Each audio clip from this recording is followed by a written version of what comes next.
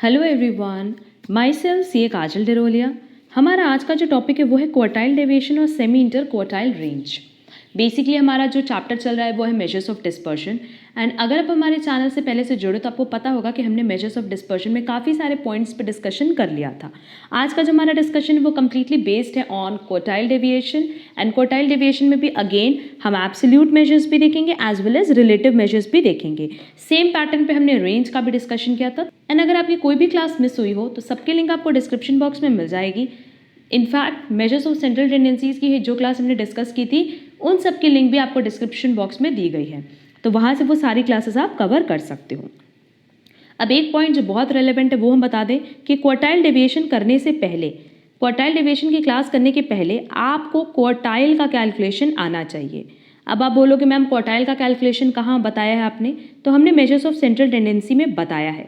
Measures of central tendency में जहाँ हमने ये बताया था कि पार्टीशन वैल्यूज़ क्या होती है, वहाँ हमने बताया था कि क्वार्टाइल, डेसाइल, परसेंटाइल क्या होता है एंड क्वार्टाइल का कैलकुलेशन कैसे करते हैं इंडिविजुअल सीरीज़ में, डिस्क्रीट सीरीज़ में as well as continuous series में। वहाँ हमने हर एक सीरीज़ का इंडिविजुअली क्वेश्चन भी सॉल्व करवाया था। तो क्वार्टाइल डेविएशन का क्लास करने के पहले आप क्वार्टाइल का वो क्लास जहाँ हमने क्वार्टाइल के फॉर्मूलेज पर डिस्कशन किया था वो ज़रूर कर लेना, क्योंकि आज की क्लास में हम सिर्फ क्वार्टाइल डेविएशन पे डिस्कस करेंगे, अलग से क्वार्टाइल पे डिस्कशन नहीं करने वाले। अब देखो क्वार्टाइल डेविएशन की बात करें तो क्वार्टाइल डेविएशन को हम सेमी इंटर क्वार्टाइल रेंज भी बोलते हैं। बेसिकली क्वार्टाइल डेविएशन का अदर नेम क्या है, सेमी इंटर क्वार्टाइल रेंज। ये क्या होता है अभी हम लोग आगे डिस्कस करेंगे। फर्स्ट पॉइंट दिया हुआ है quartile deviation is a measure of dispersion जो कि कंप्लीटली बेस्ड होता है Q3 एंड Q1 पे, that is upper quartile and lower quartile. क्योंकि बेसिकली अगर हम लोग क्वार्टाइल की बात करें तो क्वार्टाइल में हमने तीन चीज़ बताई थी, Q1, Q2 एंड Q3। अब कह रहा है कि अगर आपको क्वार्टाइल डेविएशन निकालना है, दैट इज डिफरेंस निकालना है, तो हम सिर्फ Q3 का यूज़ करेंगे एंड Q1 का यूज़ करेंगे। अब देखो यहाँ पे हम कनेक्ट करेंगे रेंज के साथ। रेंज में हमने बताया था largest value minus smallest value. Largest value क्या है Q3, स्मॉलेस्ट वैल्यू क्या है Q1। तो जब डिफरेंस इन दोनों पे बेस्ड होगा तो क्या हम उसको सेमी इंटर क्वार्टाइल रेंज बोल सकते हैं? हाँ बोल सकते हैं। क्वार्टाइल डेविएशन में आप टर्म रेंज इसीलिए सुनोगे क्योंकि जब क्वार्टाइल डेविएशन की बात होती है तो यहाँ पे बात होती है difference between Q3 and Q1, जो कि लार्जेस्ट वैल्यू है और स्मॉलेस्ट वैल्यू है। तो इसके बीच के डिफरेंस को ही हम क्या बोलते हैं, रेंज बोलते हैं। क्लियर। अब यहाँ देखो लिखा है इंटर क्वार्टाइल रेंज, कि अगर आपको इंटर क्वार्टाइल रेंज निकालना है तो no doubt largest value is Q3 and smallest value is Q1। But अगर हमें क्वार्टाइल डेविएशन निकालना है तो वो कैसे निकलेगा, Q3 minus Q1 divided by 2। इसीलिए हमने इसको और क्या नाम दिया है, देखो अगर मान लो यहाँ पे सेमी नहीं है, मान लो यहाँ लिखा है इंटर क्वार्टाइल रेंज, तो इंटर क्वार्टाइल रेंज क्या है Q3 माइनस Q1। बेसिकली हम रेंज की बात कर रहे हैं। एंड जब हम बात करें semi inter quartile range, semi मतलब क्या, इसका आधा, तो ये हो जाएगा Q3 minus Q1 divided by 2। Clear. तो यही दो फॉर्मूला है basically. First one is inter quartile range जो कि आएगा Q3 minus Q1, and quartile deviation की बात करें तो इसका फॉर्मूला है Q3 minus Q1 divided by 2। इसको हम और क्या कह सकते हैं, रेंज कह सकते हैं। किसका रेंज कहेंगे बेटा, बट ऑब्वियस क्वार्टाइल का range. Clear. And quartile deviation को हमने सेमी इंटर क्वार्टाइल रेंज भी बोला क्योंकि बेसिकली क्वार्टाइल रेंज का भी जब हम हाफ कैलकुलेट करेंगे तो उसको हम कहते हैं क्वार्टाइल डेविएशन। इसीलिए क्वार्टाइल डेविएशन का अदर नेम क्या है, semi inter quartile range. Clear. अब क्वार्टाइल डेविएशन बेसिकली क्या था, एब्सोल्यूट मेजर्स था। अभी हम आगे इसका रिलेटिव मेजर्स भी देखेंगे। अब देखो यही एक फॉर्मूला है क्वार्टाइल डेविएशन का इंडिविजुअल सीरीज के लिए, डिस्क्रीट सीरीज के लिए as well as continuous series के लिए। यहाँ सीरीज टू सीरीज डिफर नहीं होगा। क्यों? क्योंकि हमने सीरीज टू सीरीज कैलकुलेशन बताया था कि क्वार्टाइल का कैलकुलेशन आप कैसे करते हो। Q1 का, Q2 का, Q3 का कैलकुलेशन अलग अलग सीरीज में अलग अलग फॉर्मूले से होता है। बट अगर क्वार्टाइल डेविएशन की बात करें तो हर केस में आप पहले Q1 निकालोगे, फिर Q3 निकालोगे, दोनों को माइनस करके डिवाइड 2 कर दोगे तो आपके पास क्वार्टाइल डेविएशन की फिगर आ जाएगी। Clear. Next, quartile deviation can be used as a suitable measures of dispersion. Dispersion के लिए सबसे सुटेबल मेजर्स कौन सा होता है, क्वार्टाइल डेविएशन, और सिंपलेस्ट मेजर कौन सा होता है, range. Quartile deviation can also be computed from a frequency distribution with open end classes at both ends. अब देखो रेंज पे हमने बताया था कि वो ओपन एंड क्लासिफिकेशन से कैलकुलेट नहीं हो सकता, दैट इज इंक्लूसिव सीरीज से, बट कह रहा है कि अगर क्वार्टाइल डेविएशन की बात करें तो ये इंक्लूसिव सीरीज से भी कैलकुलेट हो सकता है। आपको इंक्लूसिव सीरीज को कन्वर्ट करने की ज़रूरत नहीं पड़ेगी इनटू एक्सक्लूसिव सीरीज। क्लियर?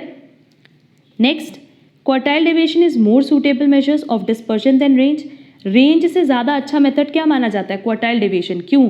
क्योंकि रेंज इंक्लूसिव सीरीज के लिए सुटेबल नहीं है, but quartile deviation inclusive series के लिए भी सुटेबल है।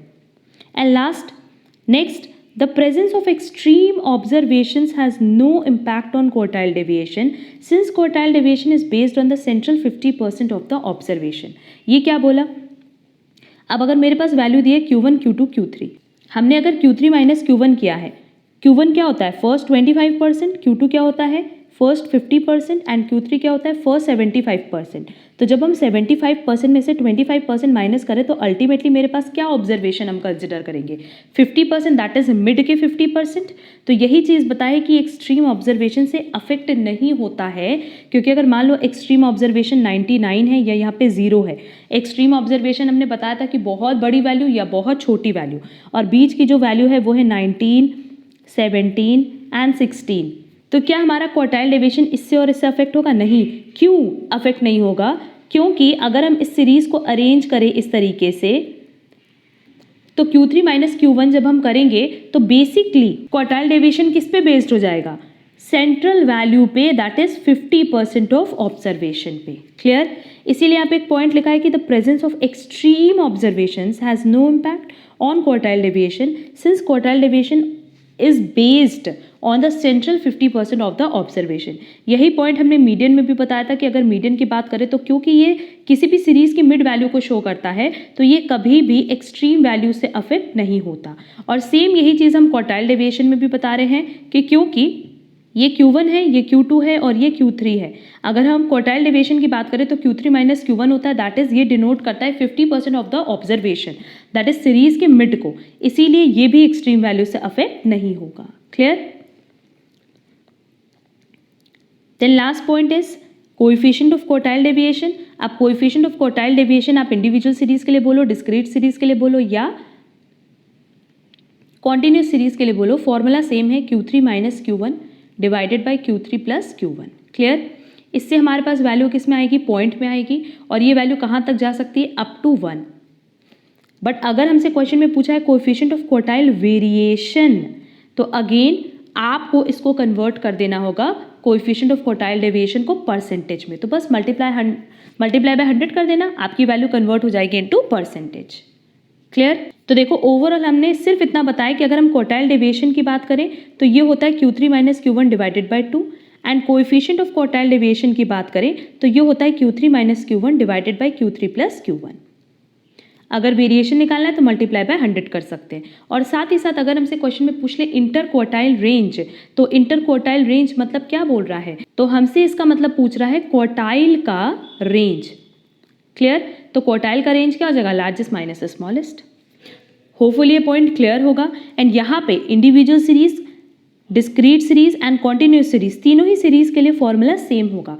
रीजन बीइंग हमने स्टार्टिंग में भी बताया कि जब हम क्वार्टाइल का कैलकुलेशन बताए थे, क्वार्टाइल की क्लास हमने डिस्कस की थी जहाँ हमने क्वार्टाइल के फॉर्मूलाज पे डिस्कशन किया था, तो हमने बताया था कि क्वार्टाइल का कैलकुलेशन हम कैसे करते हैं, इंडिविजुअल सीरीज में, डिस्क्रीट सीरीज में एंड कॉन्टिन्यूस सीरीज में। क्लियर? तो अगर वो क्लास आपको क्लियर है तो क्वार्टाइल डेविएशन में आपको कोई प्रॉब्लम नहीं होगी, बस डायरेक्टली ये फॉर्मूले पे आपको वैल्यू का एप्लीकेशन करना है। तो चलो फिर हम लोग एक एक क्वेश्चन करते हैं।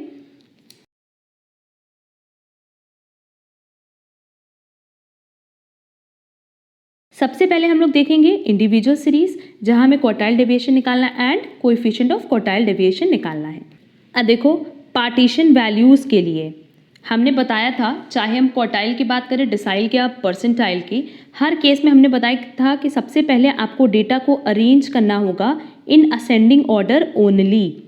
आप इसको अरेंज नहीं कर सकते डिसेंडिंग ऑर्डर में, और इस पर हमने पूरा डिटेल डिस्कशन किया जब हमने पार्टीशन वैल्यूज पर डिस्कशन किया था तब। तो चलो सबसे पहले हम क्या करेंगे, इस सीरीज को अरेंज कर लेते हैं in ascending order, that is छोटे से बड़ा। सबसे पहले वैल्यू है 3, then 4, then 7, 9, 10, then 14, 18, then 20, 22, 24 and 27। Overall हमारे पास कितने टर्म्स है? 3, 6, 9, 11। तो ओवरऑल n कितना है मेरे पास? 11। अब देखो, अगर आप लोगों को फॉर्मूला याद ना हो, ये इंडिविजुअल सीरीज है, तो यहाँ हमने बताया था कि अगर हमें क्वार्टाइल का कैलकुलेशन करना है तो हम डायरेक्टली क्या करेंगे? k n+1 by 4th term. यही फॉर्मूला हमने Q1 के लिए भी बताया था और यही फॉर्मूला हमने Q3 के लिए भी बताया था। k की जगह हम अगर Q1 कैलकुलेट करें तो 1 रखेंगे, Q3 कैलकुलेट करें तो 3 रखेंगे और n की जगह कितना रखेंगे? 11। तो चलो सबसे पहले Q1 कैलकुलेट करते हैं। n कितना है? 11, तो 11+1 bye 4th term, that is ये हो जाएगा 12 बाय 4th टर्म। और हम कह सकते हैं थर्ड टर्म मेरा क्या हो जाएगा? Q1। थर्ड टर्म क्या है बेटा? 7, दैट इज 7 मेरा हो गया Q1। अब हम Q3 कैलकुलेट कर लेते हैं। k की जगह 3 हो जाएगा, अगेन 11+1 बाय 4, ये हो जाएगा 3 मल्टीप्लाई बाय 12 डिवाइडेड बाय 4। और 9th टर्म, जो 9th टर्म की वैल्यू है वो है Q3। 9 टर्म की वैल्यू क्या है? ये 3, 6, 9। 9th टर्म है हमारे पास 22। क्लियर? तो Q1 कैलकुलेट कर लिया, Q3 कैलकुलेट कर लिया। अब बहुत ही सिंपली हम क्या कैलकुलेट कर सकते हैं? Quartile deviation as well as coefficient of quartile deviation. बस इतना याद रखना, Q1 कितना था? 7 और Q3 कितना है? 22।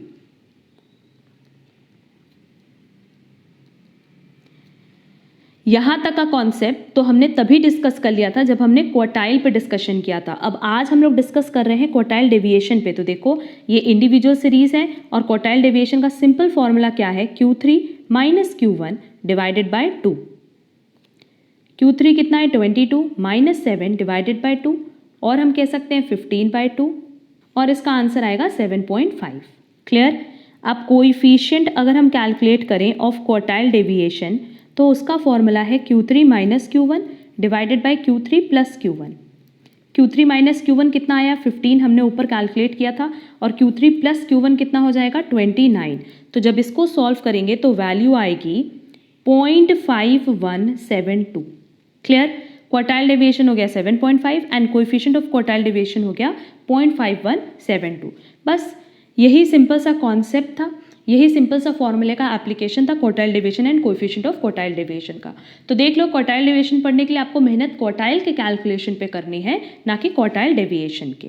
अब देखेंगे नेक्स्ट सीरीज जो बेसिकली डिस्क्रीट सीरीज है। अगेन क्वार्टाइल डेविएशन निकालना है and coefficient of quartile deviation निकालना है।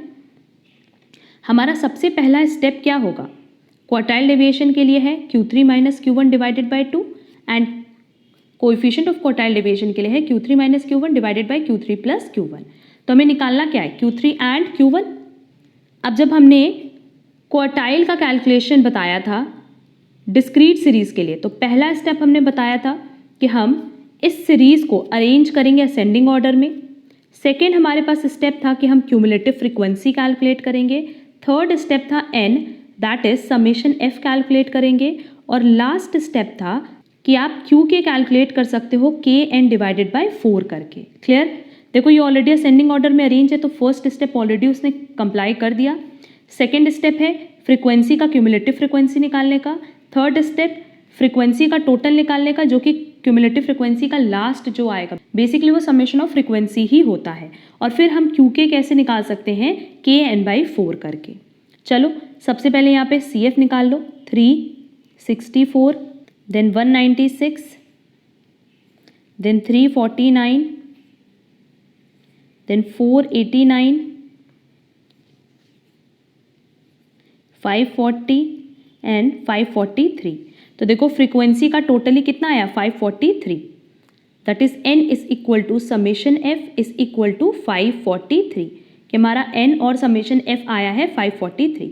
Q1 निकालेंगे तो फॉर्मूला क्या हो जाएगा? k जिसकी जगह 1 रखेंगे, n 543 डिवाइडेड बाय 4। और Q3 कैसे निकालेंगे? Kn/4, that is 3 multiply by 543 divided by 4। Q1 निकाल लो।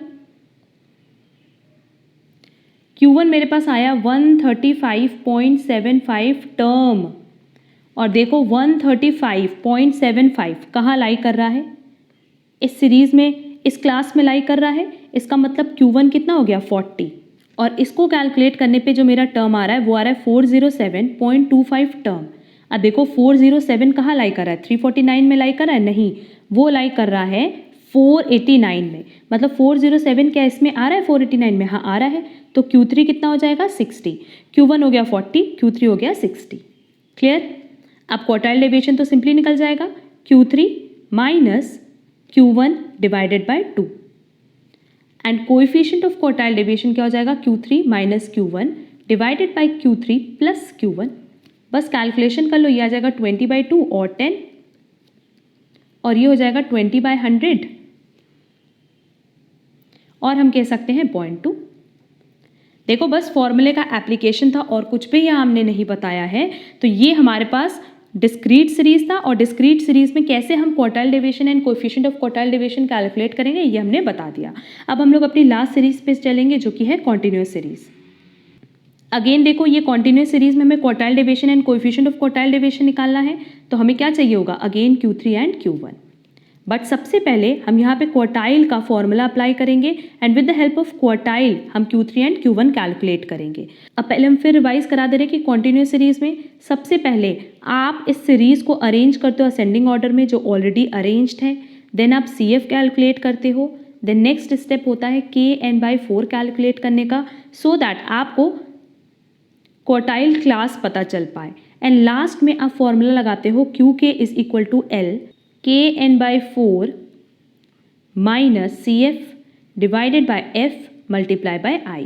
ये फॉर्मूला होपफुली सबको याद होगा, क्योंकि हमने मीडियन के टाइम, क्वार्टाइल के टाइम, डिसाइल के टाइम, परसेंटाइल के टाइम, सबके टाइम ये फॉर्मूला डिस्कस किया था, एंड एक एक पॉइंट इसमें हमने एक्सप्लेन किया है। तो QK कैसे निकालेंगे, lower limit plus KN/4 minus cumulative frequency divided by frequency multiply by I। Clear. तो चलो सबसे पहले स्टेप से स्टार्ट करते हैं, जो कि बेसिकली CF है 8, 18, 30, 45, 55, 62, 70, 75। तो हमारे पास क्यूमुलेटिव फ्रिक्वेंसी कितना आ गया 75। ये तो फर्स्ट स्टेप था। सेकेंड स्टेप था KN/4 कैलकुलेट करने के लिए। तो अगर हम Q1 निकालेंगे तो K दैट इज 1, N कितना हो गया 75, और हम कह सकते हैं F का टोटल, और हम कह सकते हैं फ्रिक्वेंसी का टोटल डिवाइडेड बाय 4। तो देखो 75 डिवाइडेड बाय 4 करेंगे तो वैल्यू आएगी 18.75। इसका मतलब हमारी क्वार्टाइल क्लास कौन सी है, ये वाली। क्लियर। क्वार्टाइल क्लास हमारी कौन सी हो गई 2025 वाली। अब हमें Q1 निकालना है 2025 के बीच में, क्योंकि ये हमारे पास वेरिएबल दिया है और वेरिएबल में से ही हम वैल्यू निकालते हैं। तो फॉर्मूला क्या होगा, अगेन हम फॉर्मूला अप्लाई करेंगे, Q1 is equal to lower limit जो कि 20 दी है plus KN/4 that is 18.75 minus quartile class के पहले की frequency that is quartile class के पहले की cumulative frequency that is 18 divided by quartile class की frequency that is 12 multiply by class interval 25 minus 20 कितना हो गया 5। बस अब इसको सॉल्व कर लो, पहले इस पोर्शन को सॉल्व करना फिर प्लस 20 कर देंगे। इसको सॉल्व करके वैल्यू आ रही है 0.3125। तो 20 प्लस 0.3125, इसका मतलब मेरे पास Q1 कितना आ गया 20.3125।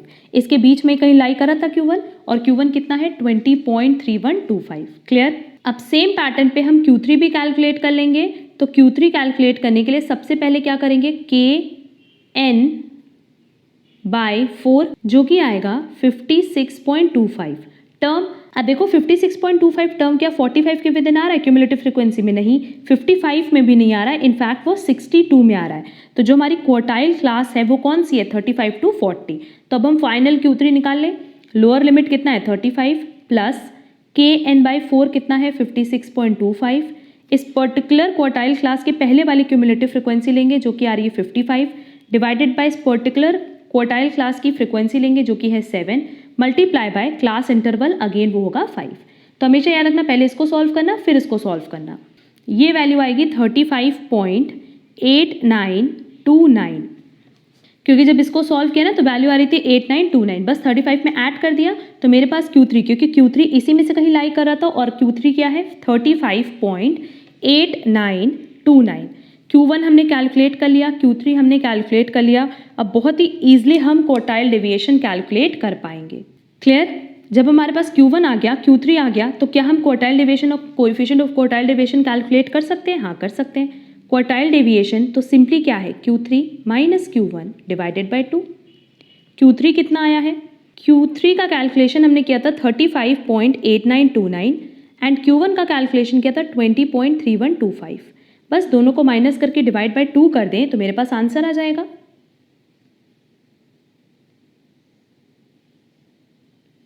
यह आ रहा है 7.7902। तो क्वार्टाइल डेविएशन कितना हो गया? 7.7902। अब ऐसे कोएफिशिएंट ऑफ क्वार्टाइल डेविएशन भी निकाल लेंगे। Q3 मेरे पास था Q3 minus Q1 divided by Q3 plus Q1।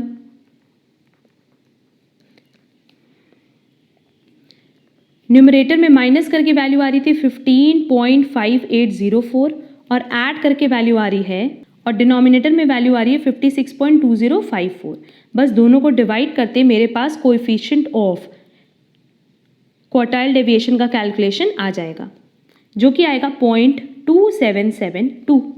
क्योंकि अप टू 1 तक वैल्यू आनी है तो कोएफिशिएंट ऑफ क्वार्टाइल डेविएशन क्या आ गया? 0.2772। क्लियर?